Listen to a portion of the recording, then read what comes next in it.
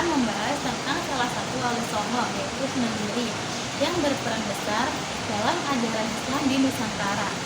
Oke, aku nggak sendirian, aku ditemani sama dua teman aku. Di sebelah sini ada Kak Lulu. Kak Lulu akan menjelaskan tentang latar belakang dan biografi Sunan Giri. Dan di sebelah Kak Lulu ada Kak Erika. Di sini dia akan menjelaskan tentang peran dan strategi dakwahnya Sunan Giri.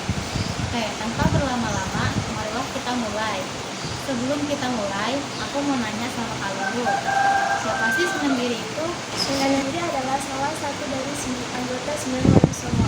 Beliau bernama asli Raden Paku dan biasa dikenal sebagai Ainul Yakin. Beliau lahir sekitar tahun 1442 Masehi di Plambangan. Beliau mempunyai ayah yang bernama Syekh Maulana Ishaq. Beliau juga dikenal sebagai ulama di luar Nusantara. Nah, aku juga sering dengar kalau Sunan Giri itu disebut dengan Jaka Samudra. Nah, sebutan Jaka Samudra itu sebenarnya dari mana? Kenapa bisa disebut dengan Jaka Samudra?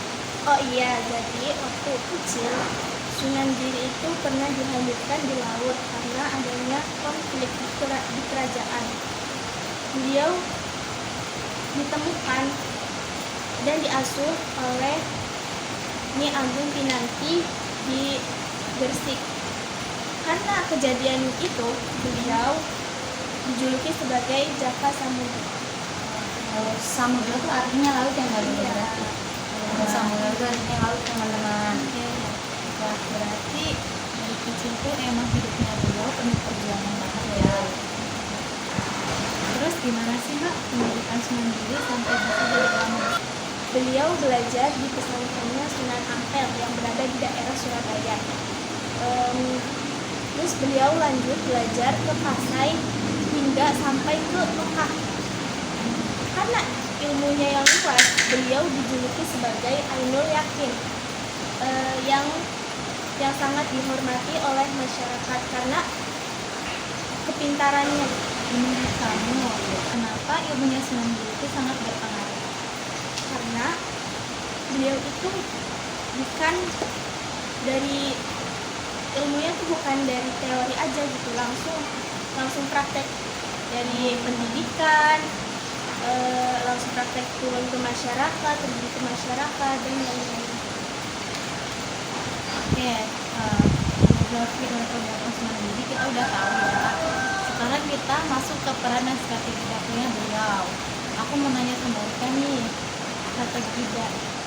strategi dan dakwahnya beliau itu seperti apa sih Mbak? Oh, jadi awal mulai strategi dakwahnya Sunan Giri itu mendirikan pendidikan, yaitu dengan mendirikan pesantren Giri. Jadi pesantren Giri itu jadi awal pusat penyebaran agama Islam. Karena santrinya beliau itu dari berbagai daerah, teman-teman.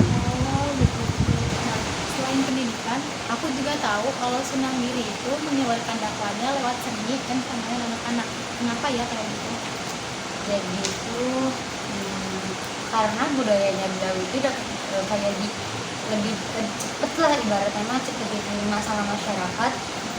Dengan Sunan Giri juga menciptakan kayak sebuah lagu sama permainan, yaitu kayak cuber-cuber suweng, jamuran, padang bulan. Teman-teman tahu lah pasti permainan tersebut sama lagu-lagu tersebut. Jadi Sunan Giri itu menyebarkan agama Islam itu secara halus, nggak memaksa. Ya, pantasan dakwah beliau gampang diterima oleh masyarakat karena beliau tuh dakwahnya tuh secara halus dan tidak memaksa. Oke, kita lanjut di bidang politik ya. Kalau di bidang politik, apa pengaruhnya Sunan Giri Mbak? Sunan Giri juga punya pusat Giri Kedatan namanya itu, yang menjadi pusat penyebaran kekuasaan dan keagamaan. Beliau juga sering memberi kayak seperti legislasi kepada raja-raja gitu, sehingga beliau dijuluki sebagai Ratu Tunggal Khalifatullah. Oh, Masya Allah.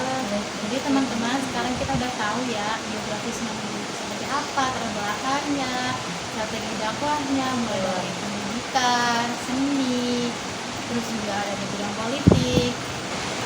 Dari pembahasan tadi dapat kita simpulkan bahwa Sunan Giri itu bukan cuma ulama, tapi beliau juga pendidik, seniman yang berpengaruh besar bagi Nusantara ini.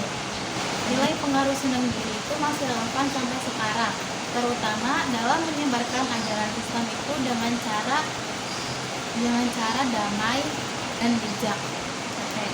Terima kasih sudah menonton podcast Trigiri Dakwah. Berdakwah dengan ilmu, menginspirasi dengan akhlak.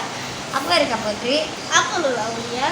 Aku Alia Nafisya. Sekian dari kami. Kurang lebihnya mohon maaf. Wassalamualaikum warahmatullahi wabarakatuh. Bye bye.